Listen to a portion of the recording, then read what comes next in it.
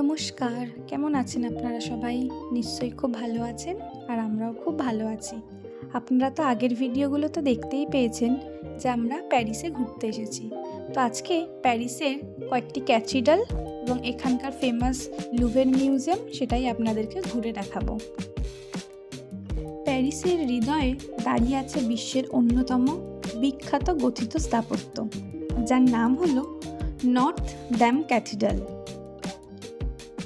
শতাব্দীর পর শতাব্দী ধরে এটি ফ্রান্সের ইতিহাস, সাংস্কৃতিক ও ধর্মীয় ঐতিহ্যের প্রতীক হয়ে দাঁড়িয়ে আছে। আর চারিদিকে এত লোকজন রয়েছে, দেখে মনে হচ্ছে সবাই এই ক্যাথিড্রালের ভিতরেতেই যাবে। তো চলুন আমরাও তাহলে লাইন দিয়ে এই ক্যাথিড্রালের ভিতরটাতে যাওয়ার জন্য। অসংখ্য সূক্ষ্ম সূক্ষ্ম পাথরের খোদাই দিয়ে তৈরি হয়েছে, আর ভিতরে ঢুকতেই মনটা একেবারে ভরে গেল।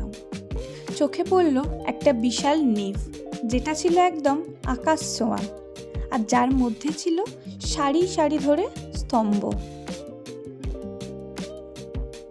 আর এই ক্যাথিড্রালের সবচেয়ে বিখ্যাত বৈশিষ্ট্যগুলির মধ্যে একটি হলো ওই যে রঙিন রোজ উইন্ডোগুলো, ওই যে দূরে দেখা যাচ্ছে, ওগুলোর কথাই বলছি।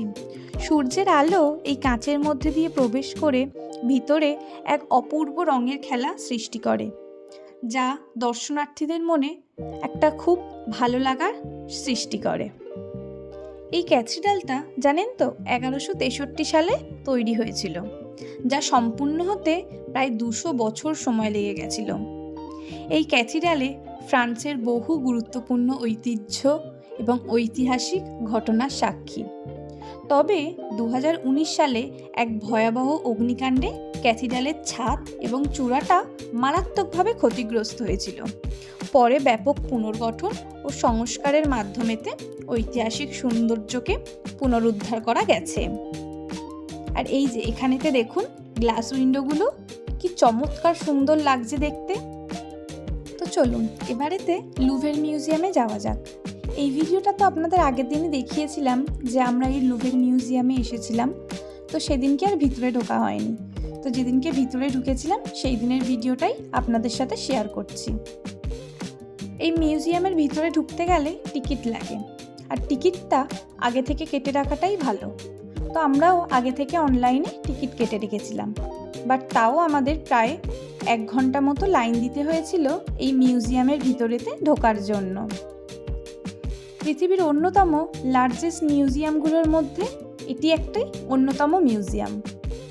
এই মিউজিয়ামের উপরের দিকটা আপনারা তো দেখলেনই, কাঁচের পিরামিডের মতো দেখতে, আর বিশাল বড় ছিল এই মিউজিয়ামটা। আপনার প্রায় সারাটা দিন লেগে যাবে এই মিউজিয়ামটাই ঘুরতে গেলে, কিন্তু আমাদের হাতে অত সময় ছিল না। আমরা 2-3 ঘন্টার মধ্যেই যতটা পেরেছিলাম দেখেছিলাম। আর সত্যি কথা বলতে কয়েকদিন ধরে ঘুরে ঘুরে পায়ের অবস্থাও খারাপ হয়ে গেছিলো, তো সারাদিন ধরে ঘোরার মতো এনার্জিও ছিল না এই মিউজিয়ামটা দেখার জন্য। তো এই মিউজিয়ামের মেন যে অ্যাট্রাকশনগুলো রয়েছে, তো চলুন সেগুলোই আগে ঝটপট করে দেখে নিই, আর আপনাদেরও সঙ্গে করে দেখাই। চলুন। তো এই মিউজিয়ামটা মূলত 3টে ভাগে রয়েছে। তো বিভিন্ন ভাগে বিভিন্ন ধরনের আর্টওয়ার্ক আর স্থাপত্য রয়েছে। আর ওই যে দূরে থেকে দেখা যাচ্ছে কাঁচের পিরামিডটা, যেটা আপনাদের রাত্রিবেলা ভিডিওতে দেখিয়েছিলাম, আর এটা দিনের বেলা কিছুটা এরকম লাগছিল দেখতে। আর আপনারা এটি একটা গ্রিক মূর্তি দেখতে পাচ্ছেন, একে বলা হয় গডেস নাইকি। বলে রাখা ভালো যে বিখ্যাত স্পোর্টস ব্র্যান্ড নাইকির নামটা এখান থেকেই এসেছে।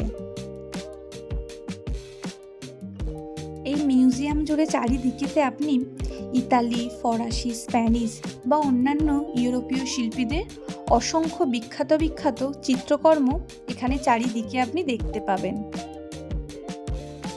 তো সেরকমই একটা সুন্দর আর্ট গ্যালারির মধ্যে আমরা চলে গেছিলাম, যার চারিদিকেতে অসম্ভব সুন্দর সুন্দর আর্ট গ্যালারি আছে। অসম্ভব সুন্দরের সাথে সাথে অজানাও অবশ্য। আপনাদের এখানেতে এলে আপনারা নিজেরা চাইলে গাইড নিয়ে নিতে পারবেন।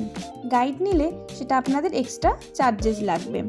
তো গাইড তখন আপনাদের অজানা তথ্যগুলো সমস্ত কিছু সম্পর্কে জানাবে। তো চলুন এবারেতে এই মিউজিয়ামের মেন যে অ্যাট্রাকশান সেইখানটাতেই যাওয়া যাক, যেটি হলো মোনালিসা। বিশ্বের মধ্যে বিখ্যাত চিত্রকর্মগুলোর মধ্যে একটি, যেটি দেখার জন্য বহু দূর থেকে বলা ভালোই, বহু দেশ থেকে মানুষ আসে এই চিত্রকলাটাকে দেখার জন্য। বিখ্যাত লিওনার্দো দা ভিঞ্চির এই চিত্রটি রয়েছে লুভের মিউজিয়ামের মধ্যে। যেটা ছোটবেলায় ইতিহাসের বইয়ের পাতায় পড়তাম, সেটাই চোখের সামনে থেকে দেখলাম, অসম্ভব সুন্দর লাগলো। মিউজিয়ামের মধ্যে অনেকটা টাইমই হয়ে গেছে, তো চলুন এবার মিউজিয়াম থেকে বেরিয়ে পড়া যাক। তো ভিডিওটা তাহলে আজকে এই পর্যন্তই থাকলো। যদি ভালো লাগে অবশ্যই একটা লাইক করে দেবেন, আর ভালো থাকবেন সবাই।